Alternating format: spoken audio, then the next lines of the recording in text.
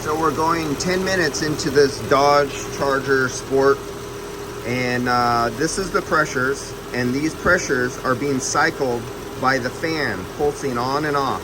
As you see, it's going up to 199 PSI. Every time, right around 199, 198, 197, in that range.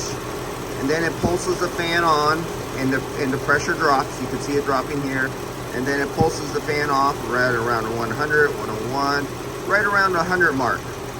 So it's going a 200-degree swing constantly within about 60 seconds.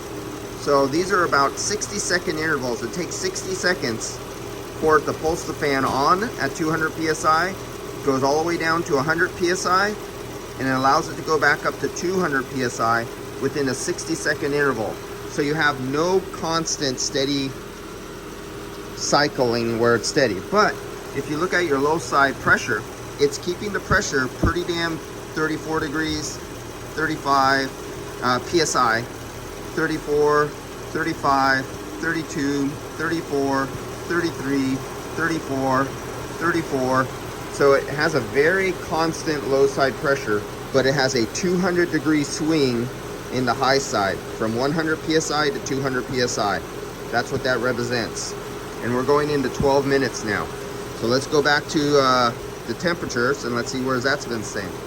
Temperature's been staying right around 40, 39, 39, 39, 39, 39, 39, 39. So it's been staying relatively within a half a degree, really flat. And our temperature rise, being taken from the air coming in and going out, has been around 68 degrees. And as the engine temperature is rising and this hot air is flowing this way, it's going across the temperature sensor over there. And you could see it went from 68 degrees, we're now up to 70 degrees. So that's been staying pretty flat, even though our high side pressure swings wildly. A 200-degree delta between the lowest pressure of around 100 PSI to the highest of going up to 200 PSI. Right there.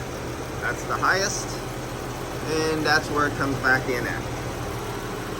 But our low side temperature stays almost rock steady. Our dash out the temperature out the dash stays rock steady, even though our high side greatly goes up and the high side greatly goes down in 60-second intervals.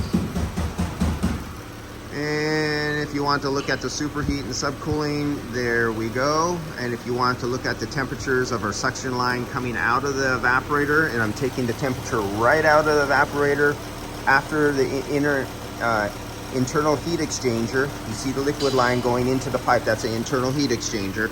I wasn't able to get my high side line to take the temperature of the refrigerant going into the expansion valve. There's no place for me to get inside there. It's too hard.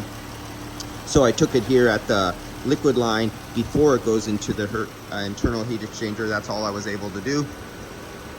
And you can see as the high side fan cycles off and on, off and on. Look how greatly this swings.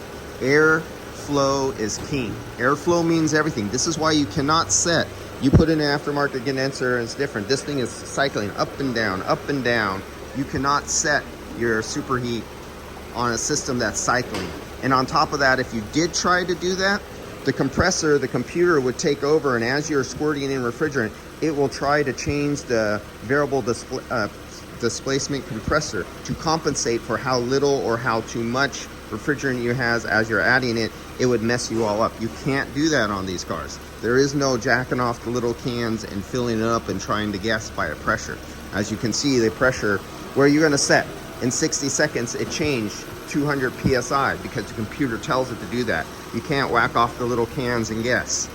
All right, guys, I'll see you later.